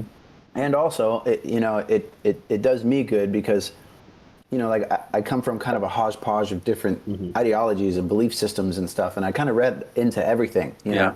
and Yeah. so The yeah, questions should there. not be written off for sure. They should not be written off. Well, cool, Like cool, cool. yeah, no, for Yeah, sure. Like you have to wrestle with ideas. Like you just and I have love to. it. I think Yeah. this is a lot of fun. I don't know about you, but I had fun during this whole conversation, but in particular right there, it was just fun, kind of Yeah. just fleshing out the idea of like, well, what does this mean? What could this mean? I will say it's the right way of thinking in thinking about the idea that we receive that what he's saying, like in the same way that Christ receives the kingdom, he receives authority over the nations, he's granting that to you. So like all of those Messiah passages of the Old Testament that says that he will reign with a rod of iron and he will scatter and break the nations like pottery. You know what I mean? Like if Mm. you go to Psalm 2, it says that. If you go to the Balaam prophecy, it says that. If you go to Psalm 110, it says that. Like all of these Messiah prophecies, it's like the one is coming and he will break, he will rule with a rod of iron, with a iron scepter. And then he's like, hey, also you get that. Like I'm giving that to you too. You know what I mean? Yeah, Like so yeah, it's like yeah. so it is that case that it's like being part of the body of Messiah. Like we believe that to like actually mean something real, that like you are part of him. You know what I mean? Like Mm. you are actually mystically you're part of his mystical body as we call it. And so Yeah, it's yeah, yeah. like So it's not just fluff to say that we're part of the body of Christ, yeah, right? it's Yeah, like his mystical body is more than just his material body. You know what I mean? Which we believe he sure. still has. His mystical body is that like actually if I render right, like let's say I'm in the new creation. Okay, just imagine Mm. this. I'm in the new creation, right? And I do some great righteous thing, which I will do to all glory to God. You know what I mean? When he says you will do greater things than I, he says, right? And like Hmm. let's say I do that. It will be Christ in me that's doing that. You see what I'm saying? Like it will be Yeah, God, sure. as Paul says, God will be all in all, is what it Mm. says. Yeah, he'll be all in all. So it's like whatever great thing that I'm doing, it's me in Christ that's doing it, and Christ in me that's doing it. You see what I mean? Mm. Like, does that make Totally. sense? Yeah. I don't Yeah, know. it Like does. It again, does. That's we're great. we're talking That's about great. mystical things here, clearly, because whoever is listening to this who doesn't have familiarity, they'd be like, "What language are you speaking?" Mystic language, man. Yeah, It's great. yeah, I'm fluent in it. yeah. Good. Hopefully, it's speaking. Hopefully, it's speaking to you. It is. It is. Yeah, I mean that's why I'm smiling. My cheeks hurt. Yeah. I Cool, don't man. know. I don't know if like anything else from this you are um, anything Let me else is see. Let jumping me out to see. you. I think the main point is the people who encounter and we'll, again, this is one of the main points of Revelation, is the people who encounter these enemies on every side and then capitulate to them. You know, it's Mm-hmm. like you sacrifice your faith for the temporary, You know, you've sacrificed your Mm. faith for for that which is just going to, for your temporary comforts, right? But those who hold fast, they will receive the reward. Um, Yeah, and and with that, I would like to say that, like, the ability to hold fast is a reliance on the Spirit, and totally. that's Yeah. truly the um, the later on. There's a verse that says the ones who conquer, they conquer by two things. It says they conquer by the blood of the Lamb, so it's His blood that allows me to conquer, right? His crucifixion, holding fast to the gospel. And then it says the word of their testimony. They conquered by the blood of the Lamb and the word of their witness. Mm. Meaning the story of God's salvation in my own life. Like, that's the thing that will Mm. allow me to withstand any tribulation. Very Is cool. holding fast to that. So anyway, Okay. yeah, Right on. yeah.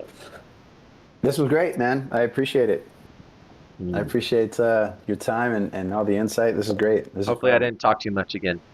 No, no. I think that we had a much more back and forth this time than we did in episode Okay, so one. before we close, I just want to hear from you, like a main response thought then to, like, even like that end little sidebar that we did. Like, what do you feel about all that? Particularly about the sidebar? Is that what you're Sure, asking? sure. Or again, I think Okay. the main theme of Revelation, of these letters that we talked about, again, is like the idea of, hey, he's presenting something about himself, and then he is giving them a warning, and then he's saying, I will give you part of myself, or I will give you myself, right? Well, Um, yeah, I think that, man, what I'm seeing as we're going through this is it's it's actually quite powerful because, okay, so obviously, so in my readings of the Bible, what I'm coming to realize is the Old Testament is just it's just packed with wisdom that we can gain from other people's mistakes, mm, mm, right? So that mm-hmm, we don't have to make them ourselves. mm, We just learn from them, mm, right? And then the New Testament is okay, now after you've had this like encounter with God, you've learned from all this stuff, and you've either made the mistakes or you've learned from other people's mistakes, and all these things. Now this is what you're falling away from, this is what you're mm. dying from. Now this is what you put on, this Yeah, is how you move forward in Christ right. likeness, right? Mm-hmm. So that's what the New Testament is, and now it ends in this, which is the capstone. So to all the people who are a part of the church, who Yeah. claim to be or are a part of the church, right? Mm-hmm. These are the things to look out for. Like, Mm-hmm. these are the ways to avoid spiritual ego, if you Mm. will, Sure. or spiritual bypassing, or these kinds of Yeah. things that, like, that the ego can, like, yeah. So yeah, I guess spiritual ego would be a really good way of Mm-hmm. putting a word to it, right? Is like, Mm-hmm. these are the things that, like, your ego could do to trick yourself into Yeah. thinking that you're maybe holier than thou, or that Mm. you've got it all figured out. Mm. And so, like, these are the cautionary tales. Be weary of Sure. this. Yeah, because he's Which is so good. referring to the Old Testament, right? And so, like, He's well, yeah, yeah, he's pulling from the Old Testament. He's yeah, pulling from the Old Testament, but he's talking to the people who are walking who in the were New in the Testament, church. if Yeah. you will. Yep. Right? Yep. He's Mhm. talking to the church, and he's saying, beware. Yeah. And so I find that to be really cool, and I'm only putting that together now as we're Yeah. doing this here. So Yeah. it's really cool. Well, and part of, again, another major theme of the Old Testament, again, is the anticipation of coming Messiah. And so he's also identifying who he is as the coming Messiah, or as the Messiah who Sure. came and is coming, which again is the idea of, like, the cornerstone that I will give to you, or Hmm. the white Hmm. stone. I will allow you to have the authority of the nations. I will give you, the hidden manna. Like, he's pulling all these like these all these divine imagery as well, and saying, like, Hmm. if you withstand, if you learn the lessons, and if you walk in those lessons, then yeah, you're gonna have victory. Hmm. So that's So pretty good. cool. And then, yeah, about that sidebar, I don't know, was there anything? anything? Yeah. Well, yeah. Okay. So the sidebar. I mean, I don't know, man. It's just interesting to play with the idea, right? Mhm. And I'm not saying that how do I say this? I'm not saying that I don't think that that would be the point, right? I don't think that like our whole okay. So I don't think that the whole point of being a human and like ascending and learning the ways of love and stuff, and then wisdom and all this stuff is to go just be a planet. Hmm. However, in the words of um, Alan Watts, Mm. he says that the way that an apple tree apples and the way that an orange tree oranges, right? The earth peoples. Okay.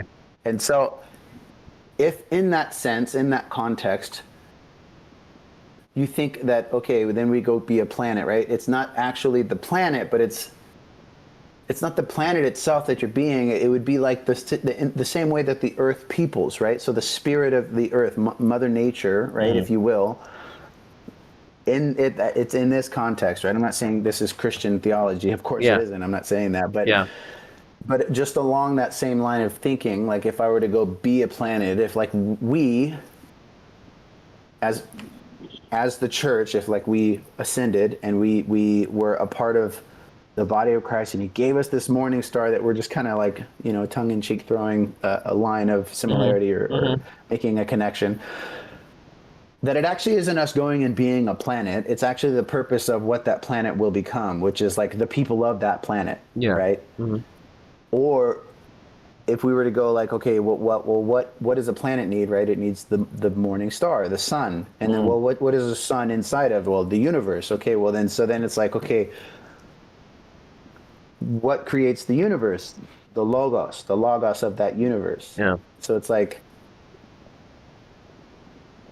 do you see where I'm going with that? Like, I'm kind of like, I want to be careful, of course, because I don't want to just go being reckless with like theology and all this kind of stuff. But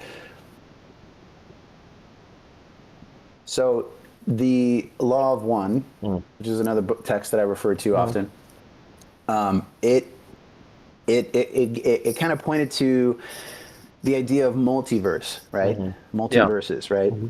And in this universe that's a part of all the multiverse, our logos is Jesus, right? They don't actually say that. They just say that our logos, right? That Mm. we have a logos. Mm. They don't say the word Jesus, right? I've only come to know Jesus as logos through the Bible and through our Yeah. conversations.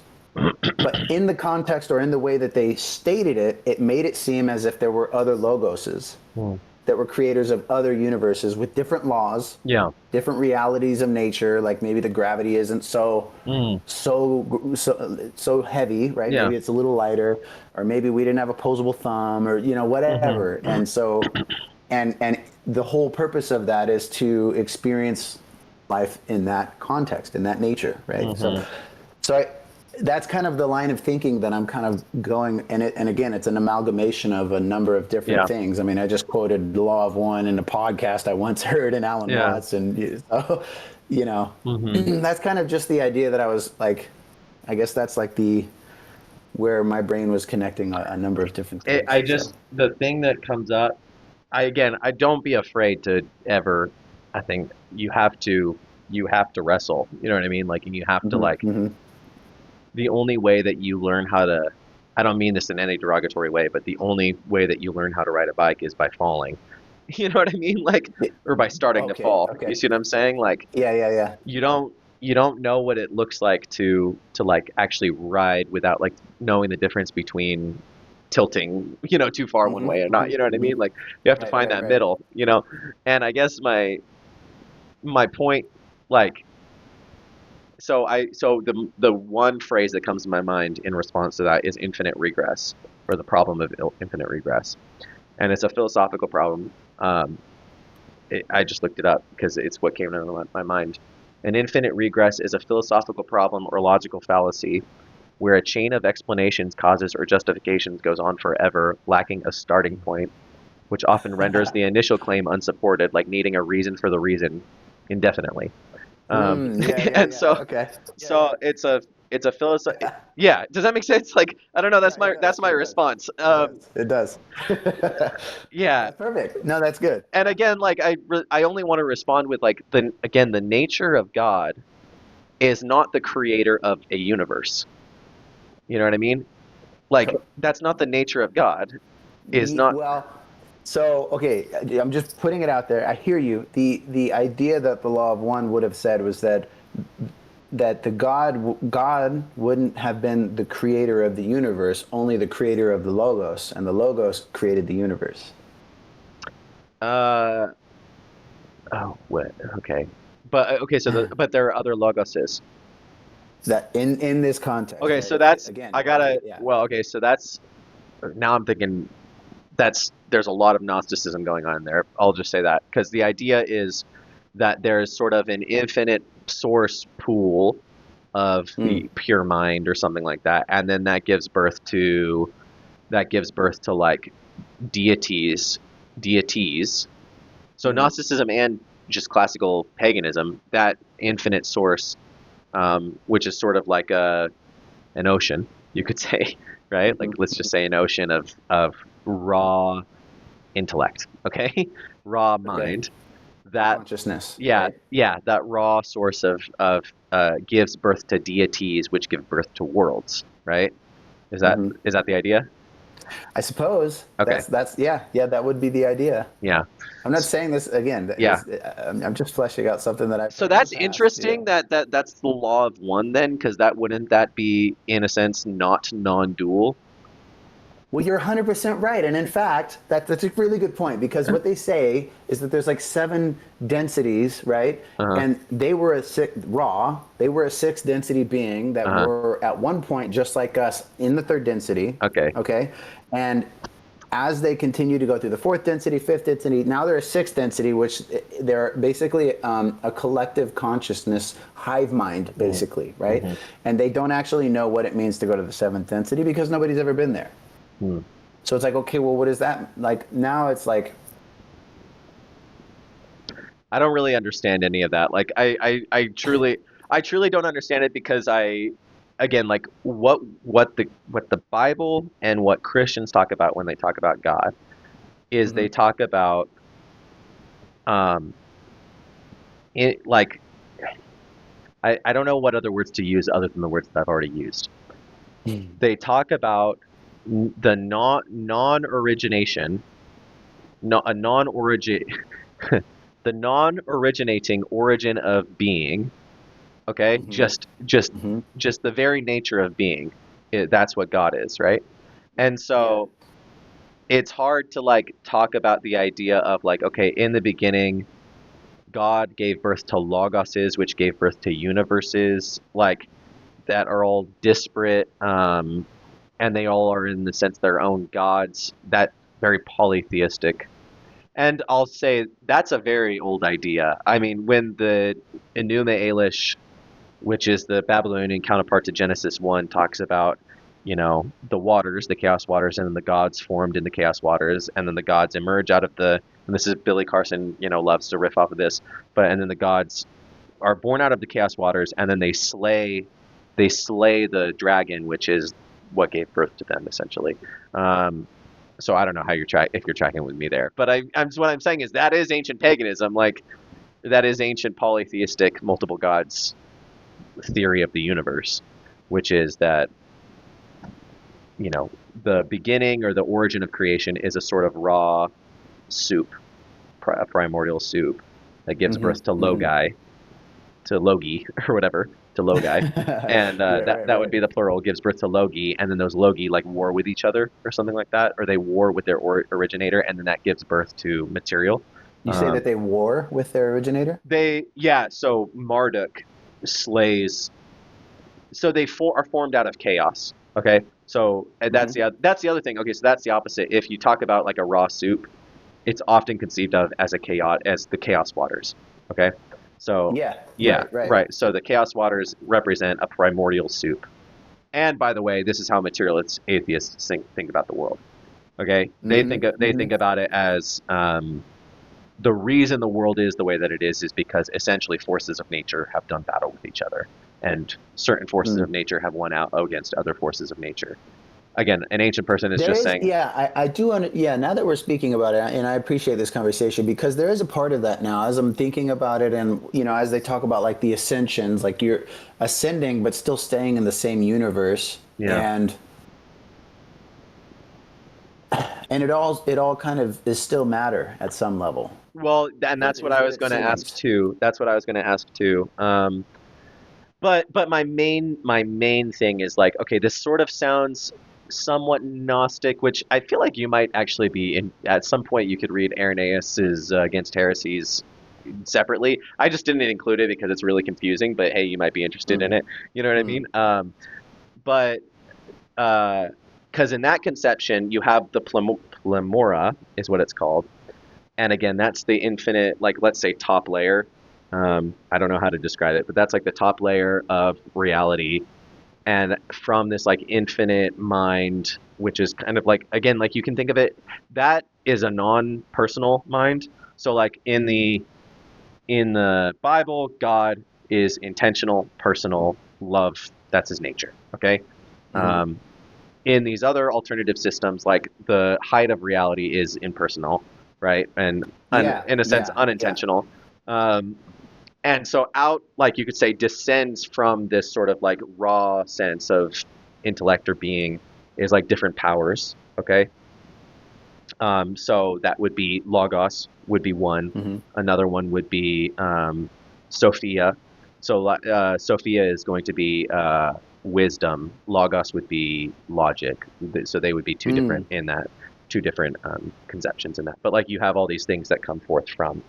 Um, that's okay. yeah, That's again, interesting. it's not biblical. This is the Gnostic Sure. system, Yeah. Oh, yeah. Right. and then from one of those beings goes awry and creates what's called the demiurge, which is just a word for creator, and the creator creates the physical world.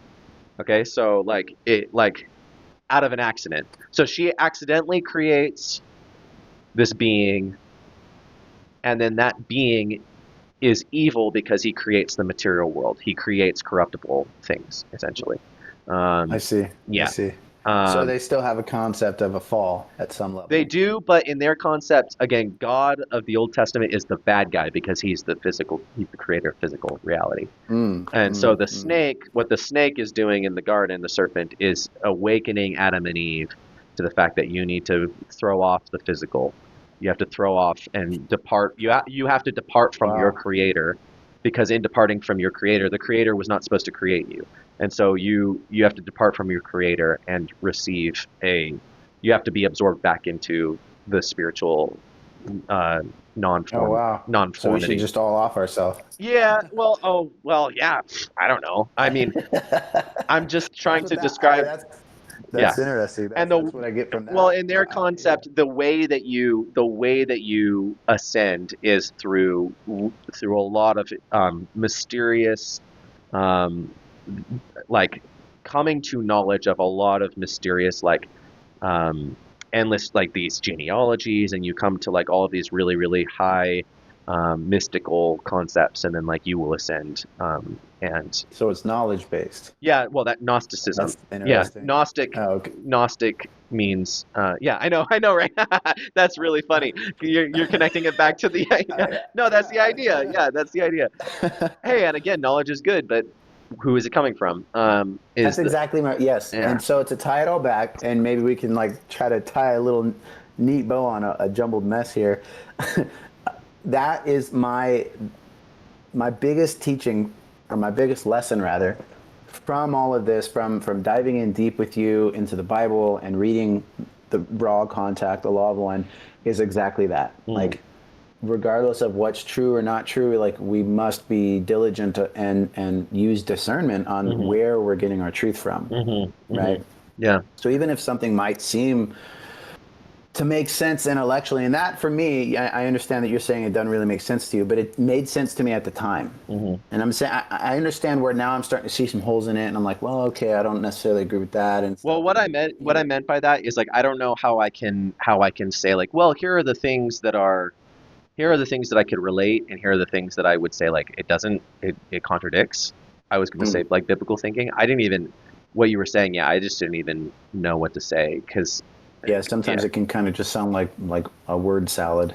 Yeah. yeah, and as with all these things, like we genuinely tend to think in Christian spheres that these are we wouldn't call them inspired by the Spirit because only Scripture is inspired by the Spirit. We would say that they are, you could say, channeled by spirits, if that makes sense. So Well, that's exactly what it yeah, claims to. It, it, right. it it says in the text that it is channeled by this three people, Hmm. one in particular who is channeling that they call it the raw contact. She was Yeah. channeling the spirit So of we would Ra. say that Yeah. certain spiritual entities are being in touch with, and that's why again, like a mind isn't really like a human mind isn't really coming up with this. You know what I mean? Like it's the idea is like Right. it's being fed something. You know what I mean? Yeah. It's being Right. it's that that knowledge, whether it's true or not, it could be false or it could be a false way of looking at things. I mean, I would say Hmm. it is because the point is that it's not what Christ revealed about himself. You know, Right. so Well, we and so. as they say, that the devil lies in the details. So it's like, Mhm. so it's like, Well, and as Paul yeah, says, the Satan appears as an angel of light. Like he says that, like that's yes. what he says is like What I've come to yeah, go understand ahead. about the Bible is like this is how God showed himself to us men. Hmm. Not men like Yeah, literally to male. I'm humanity. just talking Yeah. about of humanity, right? Hmm. And so that's as far as we need to know, Yeah. right? Like everything else, like, and so that's a very valid point when you're saying that, like, okay, so it's actually not a human mind coming up with this. It's Hmm. not, it's another spirit altogether. Yeah. And it isn't God. It isn't Hmm. Yahweh. It's Yeah. another creation Yeah. giving us some kind of other answer, much like the Yeah. serpent in the garden, Yeah. right? It's Well, another and that's the thing creature. is a thing that demands your attention demands your worship. You know, and That's so right. that's Yeah. sort of that's sort of it is what I would say. It's like the like worship. A good way to define worship is as attention. Meaning, Mm. if you're focusing all of your life on this sort of system that is granted, right? That system, whatever spirit gave you that system is asking for something. It's Mm. wanting something Hmm. from you. And the same goes for Well, that's the exactly right. scriptures, Actually, right? that's why they were turned around at the sixth density. They claimed that the only thing left for them to do is turn around. The only way for them to further ascend is to turn around and help other people. Hmm. So that would be what they were getting out of it, right? Like you're saying, like it's asking for their attention. Okay, Like so there's something out let there me for say them. yeah, let me say that like Jesus gains nothing really in That's his right. in his Yeah, yeah, yeah. incarnation, and like he has everything he needs, and like Hmm. that's again Hmm. that's part of his nature is like God is infinite love, and he doesn't being infinite love, he's only giving, like And I'll you tell see you, what I'm dude, saying? Like I'm going to tell you right now that for me, coming to know Christ that's been the number one thing that has like really captivated me because it is all so fractal and just so personal, and it just mm, is mm, my own right, isness, right? Like right, like like me as a father, I have nothing to gain for helping my son. exactly, yeah, And so it's the same. And yeah, that's the fractal that I experience here and hmm, now. right, It's not like something that somebody else is telling me and feeding me. And because then here's another thing is like, as in the law of one, if we're serving other people so that we can be positively polarized and right. ascend further, then we're helping other people as a service to ourselves, right? And we're I'm not pretty really sure helping I'm pretty people. sure that's a Hindu thing as well, or a Yeah, or a Buddhist you could thing. call it. I'm Oh pretty yeah, sure like the you could call it Buddhist. like what's the word? There's a word for it. Well, yeah, there's a word for Buddhists who they choose to not achieve Karma. nirvana. Yeah, yeah, Karma. karma. Well, I was gonna say they choose to not. Oh, sure, you do good in this life so that you receive good in the next life. Yeah. Mm. Yeah, and then if you do bad, then you're gonna have to reincarnate Right. and pay for that karma. No, I was thinking of there's a whole system within Buddhism, I believe it's Buddhism, where they don't ascend to the highest levels. It's like they stick around because simply because they can only ascend to the truly highest levels if they stuck around, if that makes sense. Right. Um, Yeah. Well, they can only go with everyone else, so yeah. they can kind of be up there and wait, or they can come back and help, and Yeah, so I yeah. think that's how it goes. Anyway, Anyways, dude. There's plenty of things that could be said about that. I guess we I'm got just saying way that, off like, topic. yeah. The point here is Jesus. Like, okay, it's like bringing it back to Revelation. It's like everything that Jesus is describing. It's like, again, he doesn't gain anything from it. You know what I mean? Like Hmm. that's what's incredible. Is like he's like, I will give you if you hold fast to faith in me, like I will give you all things. But you're not giving me anything. You know what I mean? Like, and all I Right. have Right. to give Right. you is myself. You know what I mean? So Yeah. it's like that, like you don't want anything but your relationship with me. I think of the And beautiful which is hymn. exactly what we're called to do for everybody that we're in relationship with, Right, is to bring our wholeness right. and to give freely from Yeah. our overflowing cup. Uh my I love the hymn Turn Your Eyes Upon Jesus. Do you know that hymn? It No, says, I don't. turn your eyes Not upon yet. Jesus.